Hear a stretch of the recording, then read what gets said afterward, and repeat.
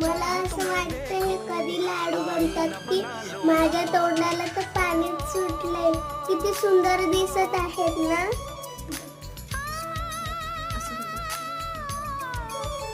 Friend चला आपण खाऊया लाडू. फ्रेंड्स मी खातो.